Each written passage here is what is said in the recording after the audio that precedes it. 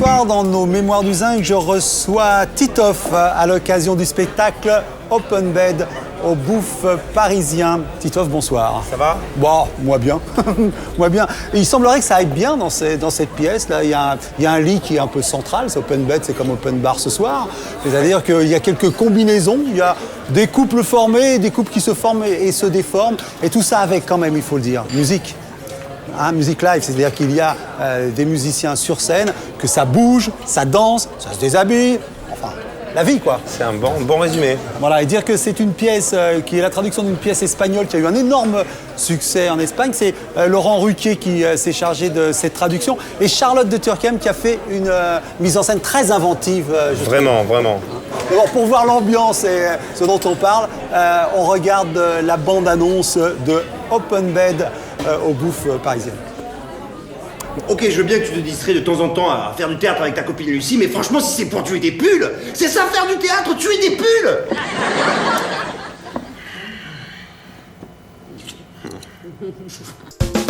You're the one and I want. You are the one I want. Ooh, ooh, ooh, honey. The one and I want. You are the one I want. Ooh, ooh, ooh, honey. The one and I want. You are the one I want. Ooh, ooh, ooh, the one I need. Oh yes, indeed.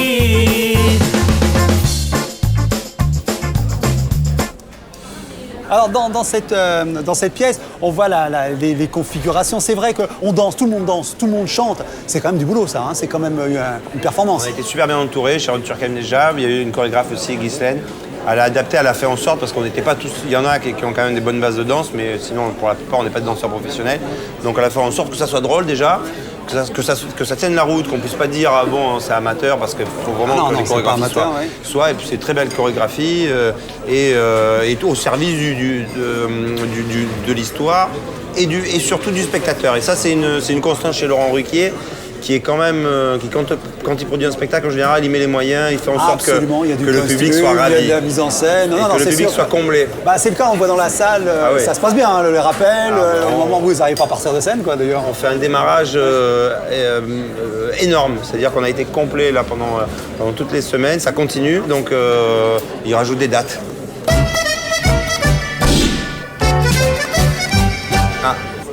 Voilà. Oui, voilà, lui il aime bien, voilà, il ne faut pas hésiter. Voilà, c'est l'occasion d'évoquer un sujet qui vous a un peu énervé ces derniers temps, sur lequel vous voulez réagir. Qu'est-ce que c'est ce sujet? J'ai relevé le Kosovo parce que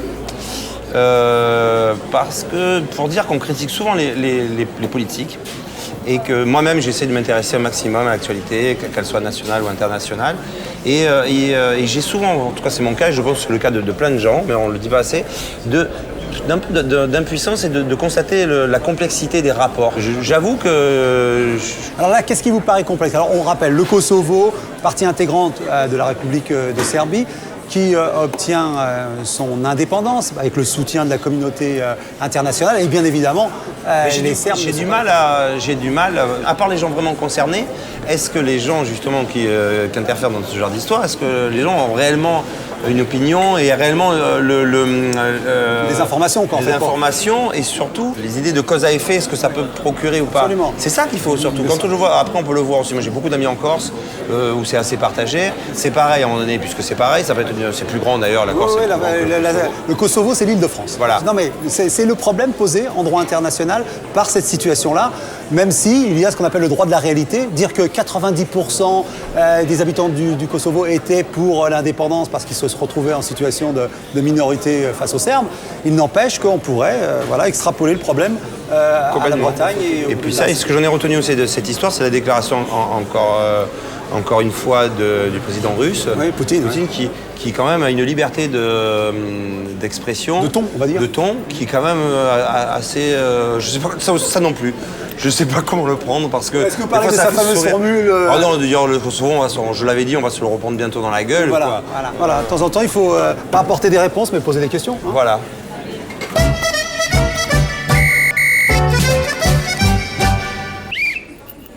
Coup franc. Alors, ce coup de sifflet, l'occasion pour moi d'exhumer quelques critiques pas agréables forcément. Alors qu'ai-je donc trouvé cette fois-ci culture, sortie du week-end, les bons plans dans François, le vendredi 15 juin 2007. Titoff, comédien au rabais. Ça démarre avec non mais je suis comme ça, moi tout de suite on sent les archives. Bon, voilà. Je lis, voilà. Alors, curieuse carrière que celle de cet amuseur marseillais qui semble prendre un malin plaisir à choisir les plus mauvais rôles dans les productions les plus médiocres. Ça continue. Cette comédie est arrivée à se moquer du spectateur avec un aplomb formidable. Titoff continue à chercher sa voix, ce hasard dans le cinéma d'auteur, rencontre avec le dragon, forme un nouveau duo comique avec Frédéric Diffenthal dans L'Incruste, caviardage éhonté de l'emmerdeur et de « Viens chez moi, j'habite chez une copine ». Après avoir serré les dents pour incarner le dandy handicapé Bruno de Sabenrat dans Cavalcade, il revient aujourd'hui à la case départ, ou presque, avec Gomez contre Tavares, un navet à but lucratif dans lequel il ne force pas vraiment son talent. C'est de Pierre Mortez. Très bien. Est-ce qu'on a le sentiment quand on fait un film, on sait bien si on fait quelque chose de plus ou moins bien, qui colle avec ce qu'on a envie de faire. Quelle impression vous aviez en faisant ce film-là? Moi, j'ai l'impression, pas dans ce film-là, en particulier, mais depuis que j'ai commencé, j'ai jamais eu vraiment de plan de carrière. Peut-être que ça se voit. Mais il faudra y songer peut-être. Mais non, parce que j'ai quand même. J'ai été sur des super projets, quoi. Ouais. Et si on va parler de critiques, on va parler de là, ou si vous voulez, je peux vous parler même de critiques qu'il y a eu, qui sont honteuses sur Cavalcade, qui touchent carrément des gens. Qui vous ont touché, franchement? Moi, ça me touche pas du tout. Non, mais sur Cavalcade, on sent que c'est même un peu personnel. Ouais. On sent que le fait que je m'apitoie jamais sur mon sort et que je me retrouve dans des grosses productions, apparemment pour les journalistes, ça passe pas. Moi, j'ai pas le droit. C'est bizarre. Maintenant, sur Cavalcade, il y a une critique qui m'a touché, c'est dans Voici. J'ai rien contre ce magazine en particulier, Magazine People, mais j'interprète le rôle d'un tétraplégique. J'ai perdu du poids et j'ai passé 3 mois à Garches avec que des professionnels. Moi, si je fais ce rôle-là, je veux que ça soit le plus proche de la réalité, ne serait-ce que par respect pour eux, parce que ce film s'adresse déjà à eux, parce que c'est un film positif, c'est un film qui raconte leur vie pour de bon, par quelqu'un qui vit vraiment ce drame-là, mais qui est très positif et qui sublime ça. Donc là, dans Voici, il y a une photo où je suis. Comme tétraplégique, c'est une grande différence entre paraplégique et tétraplégique. Logiquement, pour faire des déplacements, il y a des fois où le visage c'est la réalité, le visage est un peu déformé. Voilà. Sur une photo-là, on se demande si Titoff interprète un handicapé moteur ou mental. La critique, je ne l'ai pas prise pour moi, puisque moi, j'ai pas fait aucune scène sans que la scène soit validée par quelqu'un qui était tétraplégique ou un kiné, parce que je voulais. Et quand il y a une critique comme ça, je me dis, mais la personne, c'est peut-être une jeune journaliste qui veut faire ses trucs, qui veut faire rire. Mais il y a des sujets où, franchement, il n'y a pas à essayer de faire rire, où il n'y a pas de moquerie possible, puisque c'est même pas moi que ça concernait. Ça concernait les gens qui sont loin d'être handicapés mentaux, mais qui, de temps en temps, parce qu'ils n'ont plus l'usage de leurs mains, de leurs jambes, et qu'ils retravaillent certains muscles pour se déplacer d'un mètre, ils ont une tête un peu... ils sont obligés de forcer différemment. Voilà, c'est une des seules fois. Sinon, le reste, ça me touche pas du tout. D'accord, voilà. Titoff, ce miroir, l'occasion d'un exercice d'admiration pour vous. Alors, qui avez-vous choisi d'admirer? Alors, cette œuvre qui est de Laclos et c'est Les Liaisons dangereuses. Ah, voyons voir ça un peu. Ça, c'est un classique, donc Les Liaisons dangereuses chez Folio. Alors, pourquoi celui-là? L'histoire ou l'auteur? Parce que j'avais vu le film avec John Malkovich et Glenn Close. Et j'avais vu ça tout seul un soir au cinéma quand j'étais en internat, justement. Avec un duel affreux à la fin. Ouais. Et puis j'avais vu, je l'ai vu, je l'ai revu, et cette histoire m'a touché par rapport au rapport humain, de séduction, un rapport où bien sûr on a envie de plaire, de séduire, l'arme absolue que ça peut être, comment chez les autres et chez sa propre personne aussi, comment on peut arriver à gagner les faveurs de quelqu'un. La manipulation. La manipulation et l'usage qu'on en fait, c'est ça qui est très beau dans ce film, dans le livre et dans le film.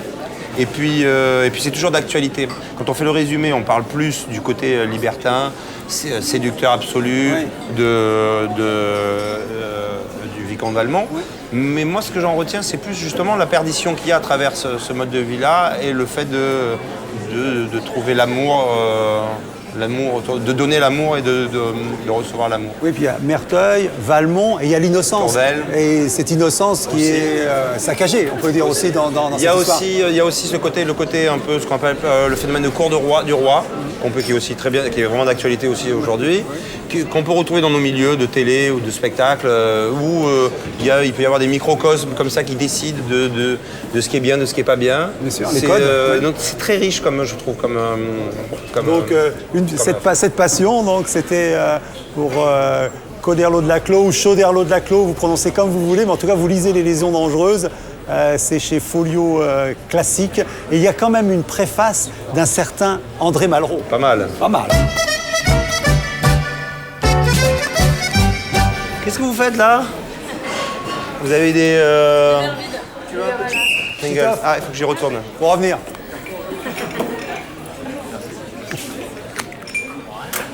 Alors, surtout cette vidéo intime, c'est l'occasion. C'est l'occasion de nous emmener dans un moment d'intimité, un souvenir, quelque chose que tu as envie de partager avec les... Souvenir? Oui. Allez, puisqu'on était dans le théâtre, justement, mais voilà, je vais parler de la première fois que j'ai mis pied sur scène. Je commençais à être déjà en internat, j'avais continué un petit peu les écoles, les études, j'étais en seconde, et je m'étais inscrit dans la troupe du théâtre du lycée. Et là, c'était pour le bicentenaire, pour vous dire, le bicentenaire de la Révolution.